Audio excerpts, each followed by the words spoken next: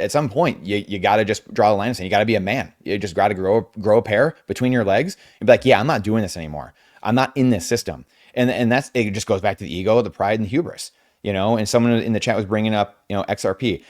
And my point with XRP and some of these other things we're talking about is, again, similar to ego and hubris. Sometimes as humans, we make things too complicated when most things are very simple, right? So a very simple example would be like with XRP, the market share that a lot of the other alts are proposing to take are very small market shares. You're talking like Visa, MasterCard. I'm trying to do international payments. Well, we already have people doing stuff like that. We're already good there. But even if you were saying, hey, I'm going to take that over, what's the market share that you might take? 1 trillion, 5 trillion, 10 trillion?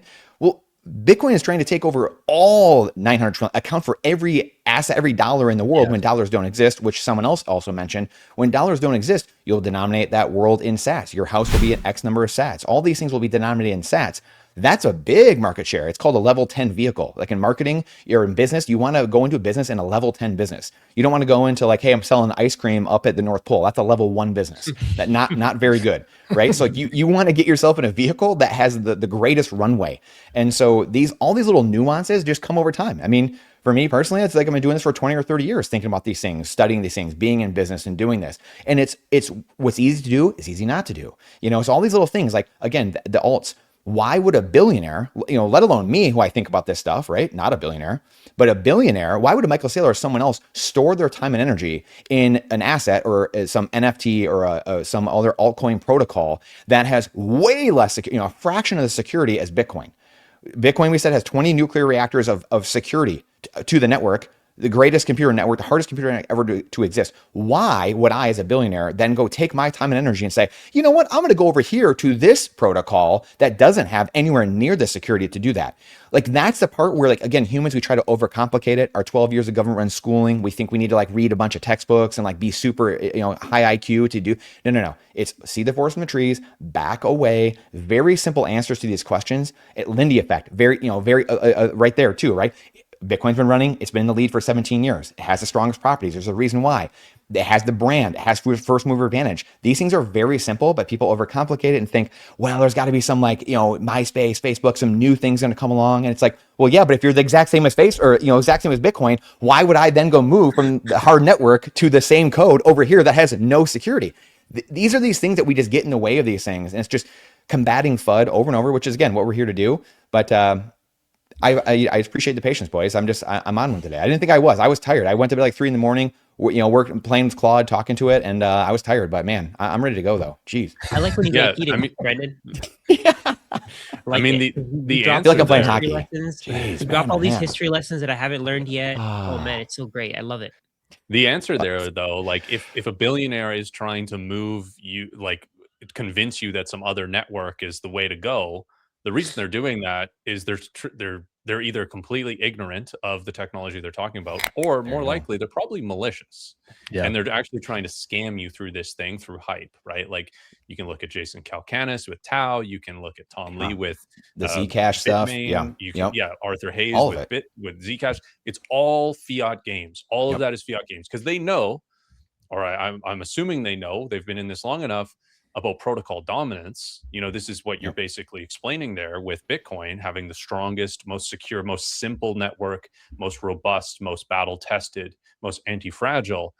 And that's what you can build on, right? This is the concrete foundation, the bedrock that you can build skyscrapers on top of. Yes. The rest is sticks and stones in sand, right? You're not going to build a skyscraper on a tropical sand beach because it will fall down if you try. Well said. And that's what these people are trying to do. They're trying to, say, oh, we're going to be Visa, trust our centralized ledger instead of Visa's. Well, why would Visa do that? They're just going to do it themselves. There might be some partner there, but where does the value accrue? They're to compete, to stay competitive, they have to print more tokens so that everyone can access them, so they can do transactions really fast, and security doesn't really matter, and decentralization completely doesn't matter. And so again, where does the value accrue to any of these things? It accrues to the insiders, it accrues to the pre-mined, and it does not accrue to you and me. And that's the difference with Bitcoin, right? Bitcoin is the unit. Bitcoin is, right, it's that meme. It's like Bitcoin is what backs everything else, right? Yep. And that's where the value accrues. And what MSTR is doing with STRC and then buying all the Bitcoin, and the value accrues to Bitcoin, right? You can get complicated. You can try to do derivatives, all this kind of stuff. Ultimately, 99% of people are going to be better off just holding Bitcoin, and you'll benefit from everything else. All the other growth everywhere. Bitcoin will be the benefactor of that. That's my opinion. One thing that I don't know if you guys remember this, but not too long ago, Zcash was just going crazy. Do you guys remember that? Do you guys remember everybody was saying, like 6 months ago? That was like 6 months ago, something like that. Yeah. They're like, oh, buy Zcash. It's private money. It's privacy. It's privacy. Why are you telling everybody that you own Zcash if you want privacy? Like that's the stupidest thing ever. Like there's this guy, Arthur Hayes. Arthur, I think one of you guys mentioned him. I mentioned him, yeah. He's constantly talking about Zcash. And one day I asked him, hey, haven't you had Bitcoin since like over a decade ago? Aren't you like a billionaire? Why the hell do you need to scam people with more altcoins? Yep. And he replied, well, why wouldn't you want more if you can get it? Like that's the way that they think. Yeah. They don't care about you. They don't care about whether or not you are the one who's benefiting from the coin. They just want your money. Yep. And you have to be stupid to give it to them. Like straight up, you have to be stupid to give it to them.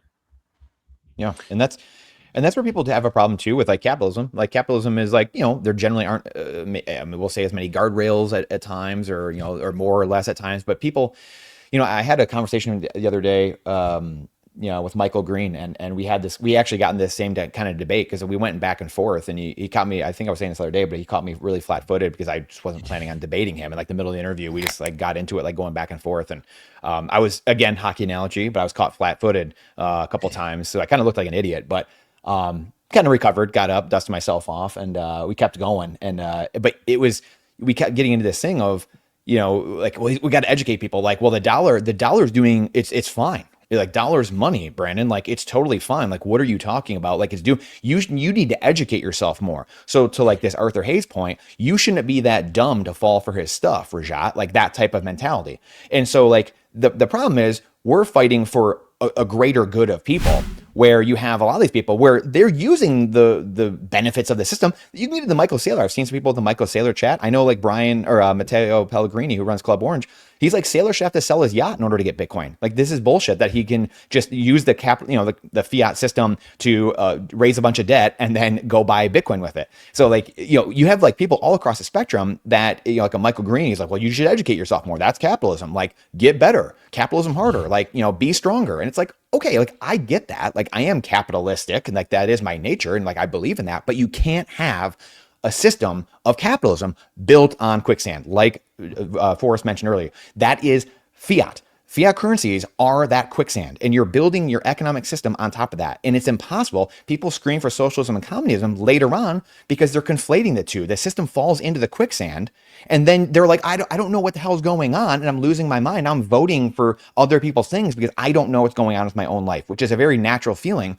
for anyone to feel. And so it's like two ships passing in the night, at least from my vantage point, where you have all these smart people, a lot of people making great points on both sides, quite honestly, but like people just totally conflating things. They're arguing different systems. They're arguing different time horizons, which I've seen in the chat here as well, right? Like you three guys have talked about this a lot too, different time horizons of, the stretch debates where like older generation might like that. The younger generation is like, why the hell would I buy that? Like all of these things. So it's like, we all come together and we're trying to like talk with each other, but we're all come with our own preconceived notions, all our own experiences, all our own relativity and our time horizon, and it just gobbles everything up into like gobbledygook, and it's just like it's the craziest thing, man. It really is. And I think I see a couple comments in the chat here. Somebody said, when are we going to centralize this chat? I mean, right now, no better time than right now. So I'd say whatever you're watching this on, if it's mine, Rajat, Forrest, Brandon, head over. I just shared the link to the BTC Mastermind one. Let's all just hang out together. Yeah. Sorry, I missed that, Brandon. Yeah, we need to get off and go to the Mastermind. Yep. We need decentralized Bitcoin, but we need centralized chat. Yes. Yep. Everybody's hanging out. And it's funny, I had a lot of time on my hands this weekend watching the Masters, a lot of couch time, a lot of pacing around, cheering on my favorite golfer, the Bread and Circus there. But I had some time to fight with some people online on X. And I was talking about, I won't mention the coin or the token, whatever you want to call it, that I was arguing with. But that was kind of my main takeaway too. It's like these guys are so close, but they're just overthinking it. They're overthinking everything. They've understood Bitcoin. They understand fiat's broken, but they're kind of what you mentioned there, Brandon, is like their timeline's off. It might be a problem today, but they're playing out this hypothetical issue about the future, but they're also assuming that nothing's going to be fixed between then and now. So the main issue that they're trying to solve is that they think that the mainnet can't scale, Lightning's too centralized, there's no other options, and so we need to just shift everything that we have here in Bitcoin and take it somewhere else, which doesn't make any sense, right? You have the most intelligent people, the best minds, increasing amounts of capital coming into this network. We're going to figure this thing out, but people just overthink it, and that kind of what the whole conversation here has been about is like, keep it simple. Just keep it simple. Bitcoin is amazingly simple. It's very complex in a lot of ins and outs of it, but overall, it's a very simple concept. It's a peer-to-peer electronic cash. And it's a lot of different things to a lot of different people on a lot of different timelines. But Bitcoin is the thing. It's the, is it the Schelling point where everybody just kind of like knows that this is where it's going to go? You don't need to tell people. It's just that it makes the most sense. But people are getting caught up in the weeds and overthinking and overanalyzing, and it's going to be their downfall. And that's the shittiest part for me, is like they're so close to it. They're overthinking it, and it's so simple, and it's Bitcoin. Yeah. So that group of people that you're mentioning, something that they say is, oh, Bitcoin on Lightning isn't Bitcoin, and you should buy my shitcoin because Bitcoin on Lightning isn't Bitcoin. That's their marketing, and people fall for it. They're like, oh yeah, since Bitcoin on Lightning isn't Bitcoin, I'm not even going to get Bitcoin on the main chain. Like, it's just at this point, Bitcoin is Bitcoin too. Like, that's the greatest part. It's like it's escrowed in the. You can't make this stuff up. It's like saying that dollars being spent on Visa aren't dollars. Like, do they change into some other currency or something like that? That's not how it works. It's just a way to move your Bitcoin. I think a lot of people in crypto have been psyoped by the what is that triangle thing? The trilemma. The trilemma. Yeah. It's a psyop. These things are not equal. Speed, decentralization, security, these are all different components with different value. Yeah. Decentralization, security, much more important than speed. Speed can be built on top of things. And that's a great way to say it, Forrest. Yeah, they're not on equal footing. So they're not equal footing. You're right. Because you're right. In a triangle, it looks like they're on equal footing, right? It's like, oh, they're just, you pick two of the three, right? But that's, wow, I've never thought of it that way. I've talked about it a million times, but never thought of it to explain it to someone in the sense of, hey, it's not the same playing field. These are different. Oh, wow. Yeah. Yeah. And yeah, so it's like a lot of people will, because of that, they think, oh, well, Bitcoin's too slow. It's 7 transactions per second or whatever it is.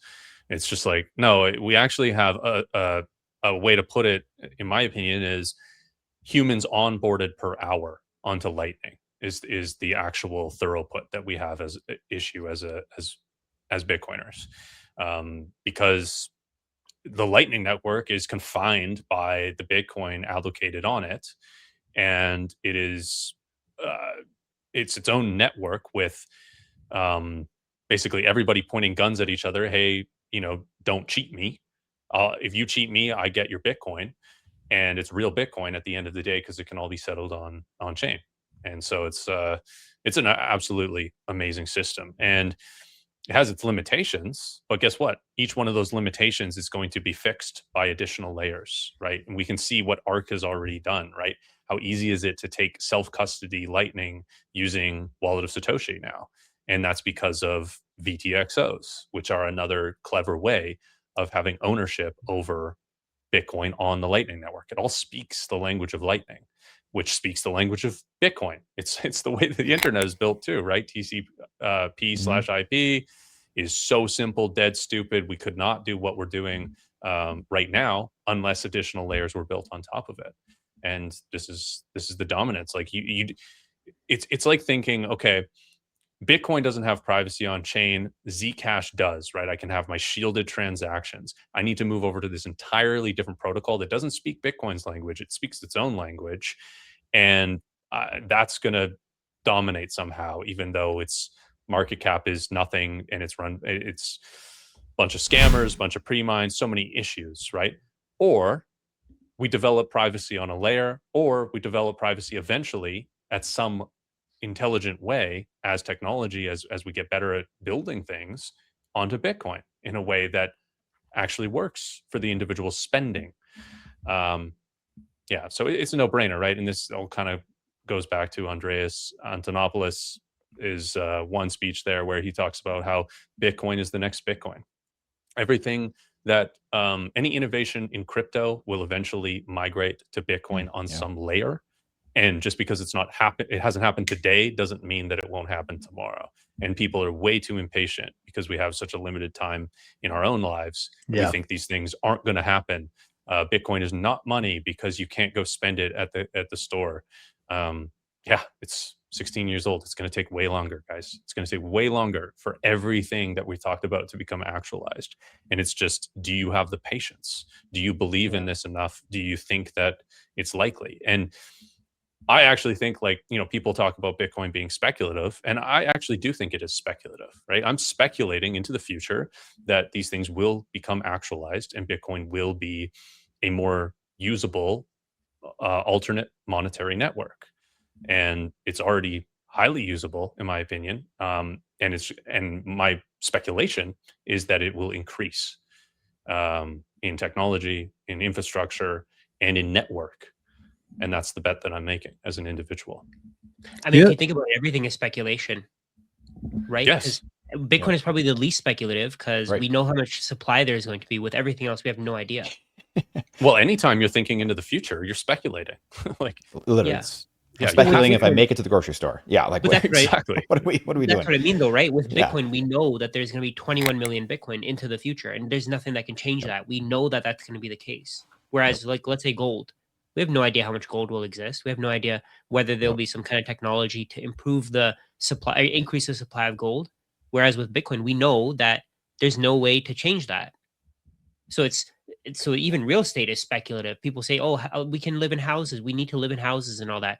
But now people are living in cars. Like you have a channel on van life. That's wild. Like, people don't need your house anymore. They can live in their cars. They like Teslas. People are constantly living in Teslas because they have so much space in them. Like, okay, you need a house that you want to store your house. So you want to store your stuff in a house. That's perfectly fine. But that house can be replaced. Whereas Bitcoin can't. Nothing can replace Bitcoin. Nothing can work the same way as Bitcoin. And there's probably going to be other things that come up through the years. Like, we're talking about one example here. And I think they get really caught up in assuming that Bitcoiners think that Bitcoin is perfect. I don't think that that's the case at all. I think it's by far the best option we have. And humans want efficiency. They want to be as convenient as possible. We really see that in today's day and age. But like, I think people have the inability to really play things out past like one or two steps. It's like, if they have a proposal to become a medium of exchange, then you're going to store your value in this part and then swap it over to make payment in this part. That doesn't even make sense. So when you think about it that way, it's like, okay, going back to the start of this conversation today, Bitcoin makes the most sense to become the next unit of account for the world. It's a global asset. It's a fixed supply. AI can't make more of it. There's so many of these characteristics that make Bitcoin the best unit of measurement. So how would it make sense to go from that network to over to somebody else, jump, swap, pay whoever's accepting it, and leave? And, it actually might play out that way, where there's different options for that. Like, Dogecoin might be accepted by certain businesses because they like Dogecoin. They have, that's one that they've always wanted, the community there. They love that. Or it might be a different coin, but it's all going back to the unit of measurement here, which will be priced in sats. And why wouldn't you want to own the foundation versus the things built on top of that? And I'm not saying Lightning's like something built on top of that. Lightning is Bitcoin. They're the same thing. You can get into the weeds of it, of course, but it's still Bitcoin. If Forrest owed me money right now, I said, you can send me 200,000 sats. He sent that to me on Lightning. I'm not like, oh shit, I wish I had Bitcoin instead. It's Bitcoin. Like, people are just overthinking the whole thing, right? It's the whole point of today is like unit of measurement. Everything else, including every other token, is going to be measured in Bitcoin. Keep it as simple as possible. Get your shit offline, and you're going to be good. And just sit back and relax, because things are chaotic enough. You don't have to make it more complicated than it already is. If you think about the way the world works right now with currencies, right? A bunch of nations have their own currency. Exactly. And when you go there, you exchange US dollars for that currency, right? It's denominated in USD, most likely. If you bring Canadian dollars to, some country somewhere, they're going to look at that like that's monopoly money, right? They're not going to know what the hell that They don't even is. entertain it. You could bring Canadian Tire money to them and they wouldn't know any difference, right?